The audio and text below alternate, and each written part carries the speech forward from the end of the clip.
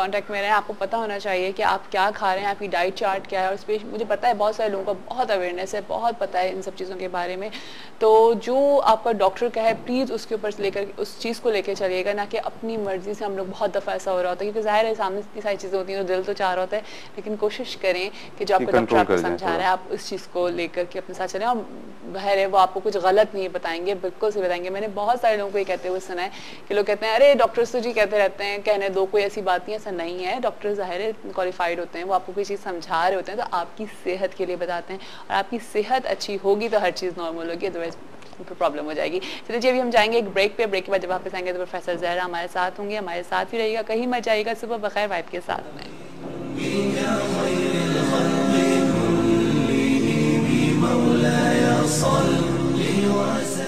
अऊज़ु बिल्लाहि मिनश शैतानिर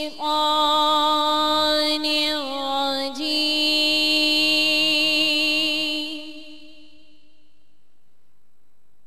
बिस्मिल्लाहिर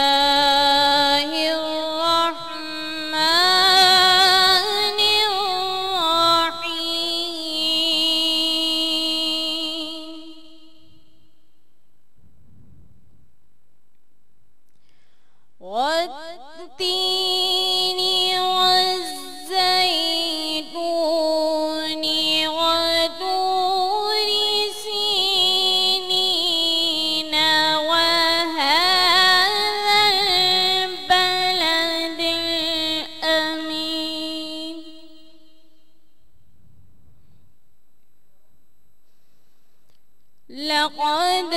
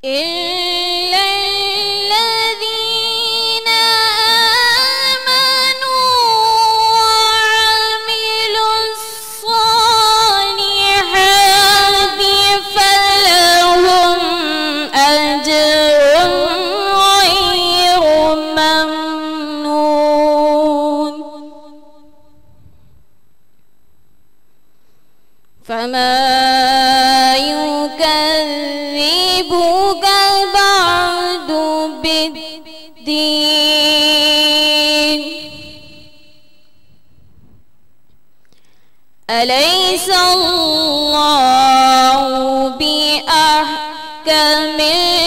हाकिमीन।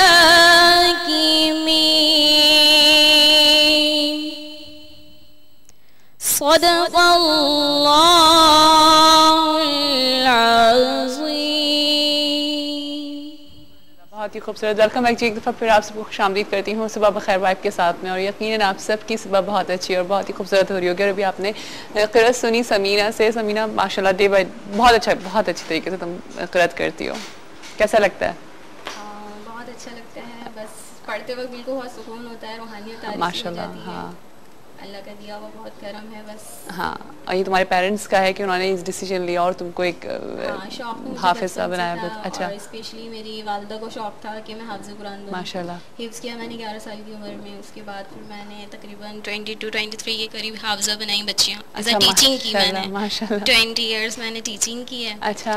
और 12 ईयर्स मैंने टीचिंग की है। उसके बाद फिर एज अ सीखा नहीं, मैंने सीखने का शौक़ हुआ मुझे। हाँ। तो एज अ नाथानी मैंने भी किया, डिबेटर भी हूँ, नाथखा भी हूँ और एज अ कारिया भी। माशाल्लाह माशाल्लाह जी। और हमारे साथ जी हम सबकी फेवरेट प्रोफेसर ज़हरा साहब भी हमारे साथ मौजूद हैं। कल हमने हज़रत इब्राहीम अलैहिस्सलाम का किस्सा सुना था, लेकिन उसको एक जगह पे रोक दिया था और वहीं से आज कंटिन्यू करेंगे। तो पहले वेलकम करती हूँ प्रोफेसर ज़हरा साहब को अपने शो पर। अस्सलाम वालेकुम, कैसी हैं आप? ठीक ठाक हैं? आज मैंने अपने शो का स्टार्ट इस हदीस से किया था कि हुजूर सल्लल्लाहु अलैहि वसल्लम ने अपनी उम्मत के लिए एक दुआ को भी बचा के रख दिया है कि वो हमारी बख्शिश के लिए वो दुआ करेंगे। हालांकि वो चाहते तो उस वक्त वो दुआ कर सकते थे कि जो उन्होंने कहा कि एक नबी की दुआ ज़रूर कबूल फरमाई जाएगी, और वो उस दुआ को उन्होंने रख दिया अपनी उम्मत के लिए। तो प्रोफेसर ज़ाहिरा साहबा, आपको नहीं लगता कि आप ये देखें कि हम वो उम्मत हैं उनकी कि जिसको हर कुछ मिल रहा है, यानी कि हमें बख्शिश भी मिल रही है और फिर भी हम नाशुक्री कर रहे होते हैं?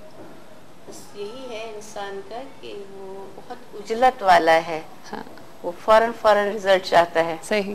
और इंतजार नहीं होता उससे। बिल्कुल। तो यहाँ पर इंतजार कराया जाता है। हाँ। कि आप अपना अमल या तो रख दिया जाएगा, जन्नत में आपको इनाम दिया जाएगा। हाँ। और कभी नेकियां रिजल्ट फौरन आ जाया करता है। हाँ, बिल्कुल। दुनिया में दिखा दिया करता है। हाँ। और इरशाद फरमाया रमज़ान के लिए अल्लाह रब्बुल इज़्ज़त ने कुरान मजीद में सूरह बकरा में 183 आयत में लिखा है कि या अय्युहल्लज़ीना आमनू कुतिबा अलैकुमुस्सियाम कमा कुतिबा अलैकुम इल्लल्लज़ीना, कुछ मैं भूल रही हूँ, आप बताइए हाफ़िज़ा। कमा कुतिबा अलैकुम लअल्लकुम तत्तकून, कि जैसा तुमसे पहले उम्मतों पर हाँ। रोजे फर्ज किए गए, ऐसा तुम पर भी फर्ज किए गए ताकि तुम परहेजगार बन जाओ। ये बनाने के लाले हमें हिदायत दे रहा है। हाँ। कि हमें रोजे इसलिए दिए हैं कि हम परहेजगार बन जाए, हमारी फायदे की बात। हाँ। अब सेहत के लिए कह लें कि आप रोजा रख रही हैं तो अपने आप को बहुत हल्का फुल्का महसूस करें। हाँ। या तो मैं समझती हूँ वो गुनाहों का बोझ जो हम पर होता है। हाँ। सुबह से शाम गीबत हो रही है। प्यारे मोहम्मद सल्लल्लाहु अलैहि वसल्लम कुछ लोगों के पास से गुजरे तो आपने लोगों से कहा कि तुम खिलाल कर लो। हाँ। रमजान का महीना, लोगों ने कहा या रसूल अल्लाह सल्लल्लाहु अलैहि वसल्लम हमने तो गोश्त खाया ही नहीं। हाँ। तो प्यारे मोहम्मद सल्लल्लाहु अलैहि वसल्लम ने कहा कि फला शख्स का गोश्त तुम्हारे दांतों से लगा हुआ नजर आ रहा, तो गोया तुम गीबत कर रहे थे। हाँ। हमें ये मालूम हुआ कि गीबत खाना मुर्दा भाई का गोश्त है, लेकिन ये भी बताया गया कि जिसकी गीबत की जाती है उसका आप गोश्त खा रहे होते। सही। प्यारे मोहम्मद सल्लल्लाहु अलैहि वसल्लम की बारगाह में एक बुजुर्ग आए और कहा या रसूल अल्लाह मेरी बेटियों ने रोजा रखा था और अब उन पर गशी तारी हो रही है, बर्दाश्त नहीं हो रहा, क्या मैं रोजा तोड़वा दूं? हाँ। तो प्यारे मोहम्मद सल्लल्लाहु अलैहि वसल्लम ये कहते हैं कि उन्होंने तो रोजा रखा ही नहीं। अच्छा। तो कहा नहीं या रसूल अल्लाह सल्लल्लाहु अलैहि वसल्लम सुबह सैरी करी है सबके साथ में, और उसके बाद में अब दरमियान में गशी तारी हो रही है, तो मैं किस तरह से कहूँ कि उन्होंने रोजा नहीं? कहा रोजा नहीं रखा। अगर देखना चाहते हो तो एक प्याला ले आओ और उन दोनों बेटियों को भी ले आओ।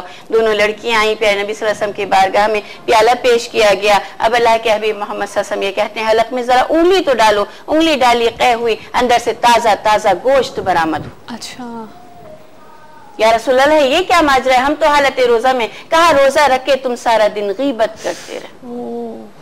जो सब बेहतरीन मशगला है, हम रोजा तो रख लिया करते हैं मगर फला ने क्या बनाया है, क्या पहनना है, उसे छुपाना है हमें। हाँ। ईद के लिए हमें अपनी चीज अफ्तारी भी भेजनी, उसके वो लोग ऐसे लोग हैं, वो ऐसे कुछ भी आपस में हम बातें कर रहे होते हैं, वो हम गीबत कर रहे होते।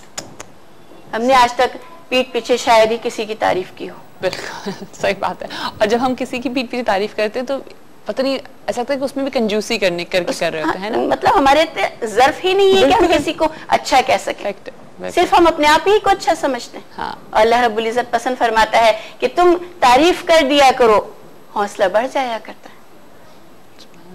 अच्छा, मैं चाहूंगी कि हमने हज़रत इब्राहिम अलैहिस्सलाम का जो किस्सा जहाँ से रोका था वहीं से उसको इब्राहिम अलैहिस्सलाम हम शक्ल है प्यारे मोहम्मद सल्लल्लाहु अलैहि वसल्लम के, शबी है आपकी इब्राहिम अलैहिस्सलाम के अंदर। यहाँ तक कि इरशाद फरमाया इब्राहिम अलैहिस्सलाम, कुरान मजीद में वाक़या है कि आप गुजर रहे हैं समंदर के पास से और आपने देखी एक लाश है जो समंदर में डूबकर हलाक होने वाले की है, तैर कर दरिया के किनारे आ गई और उस पर हजारों मछलियां चिपकी हुई। इब्राहिम अलैहिस्सलाम ने अल्लाह रब्बुल इज़्ज़त से कहा कि बारी ताला रोज़े मैशा तू किस किस मछली के पेट से इसका गोश्त निकालेगा और इसे जिंदा करेगा। इतनी मछलियों ने खा लिया। तो अल्लाह रब्बुल इज़्ज़त इरशाद फरमा रहा है कि इब्राहिम क्या यकीन नहीं तुम्हें? कहा बारी ताला ईमान भी है मेरा और यकीन भी है, मगर ऐनुल यकीन चाहता हूँ। अच्छा।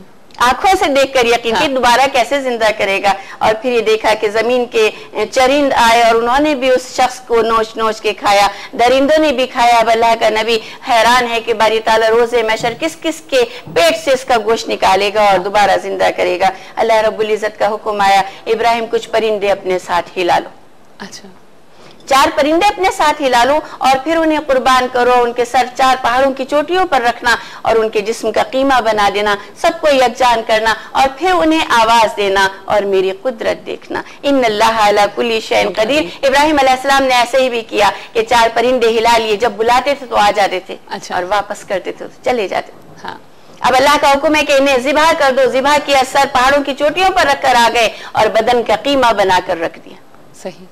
और फिर आवाज दी।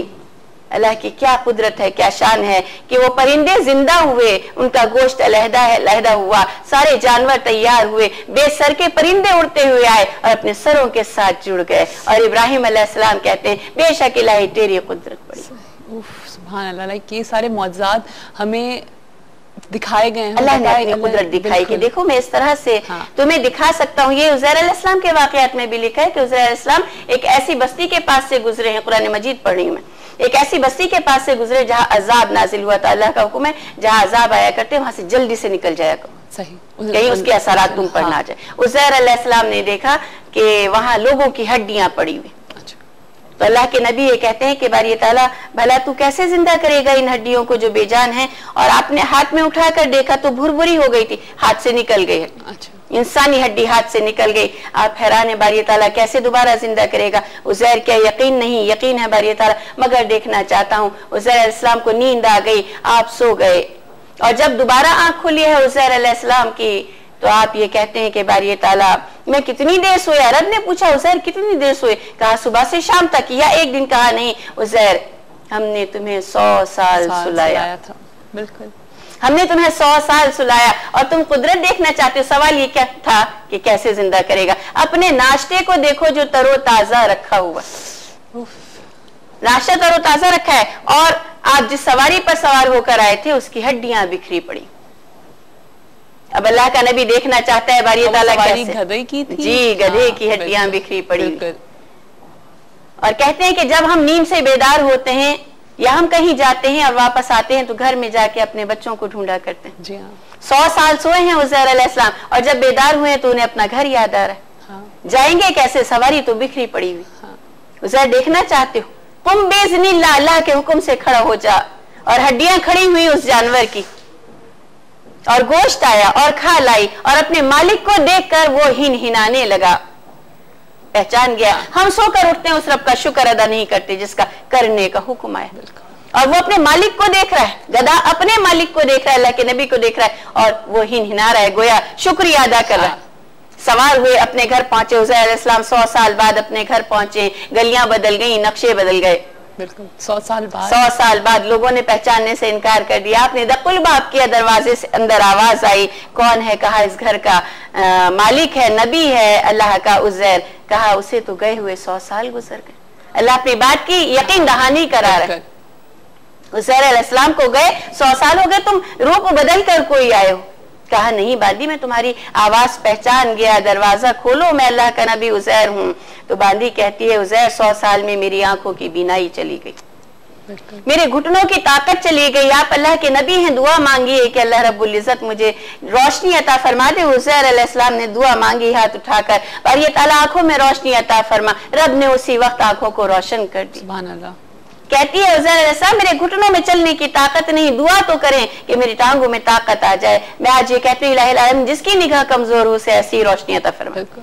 माशाअल्लाह, उसी वक्त वो रोशनी दे दी। बिल्कुल, अल्लाह रब्बुल इज्जत ने और घुटनों में ताकत आई। दरवाजा खोला बांदी ने, आपने जाकर इधर देखा उधर देखा। अब बांदी सवाल करे अल्लाह के नबी किसे तलाश कर रहे हैं? कहा मेरा एक बेटा हुआ करता। अच्छा, औलाद इतनी प्यारी है। बिल्कुल, मेरा एक बेटा हुआ करता था। बांदी वो नजर नहीं आ रहा। तो कहती है बांदी आप तो मौजूद न थे, रब ने उसका दर्जा बहुत बुलंद कर दिया है। कहीं बैठा हुआ आवाज और नसीहत कर रहा होगा। अच्छा, माशाल्लाह, कहीं बैठा वो तबलीग दीन कर रहा होगा। उज़ैर अलैहिस्सलाम कहते हैं मुझे ले चलो, मैं देखूंगा और मुझे बहुत तकवीयत होगी। औलाद जब अच्छा काम करती है तो वालिदैन को फख्र हुआ होता है। बिल्कुल, उज़ैर अलैहिस्सलाम पहुंचे उस मुकाम पर, देखा मिंबर पर एक ज़ईफ शख्स बैठा हुआ वाज़ और नसीहत कर रहा है। आपने लोगों को बताना शुरू किया। आज भी हमारे बच्चे काम करते हैं, हम लोगों से कहते हैं ये हमारा बेटा है, ये हमारी बेटी है। बिल्कुल। उज़ैर अलैहिस्सलाम ये कहते हैं लोगों ये मेरा बेटा है जो वाज़, और लोग हंसने लगे। भला ऐसा हो सकता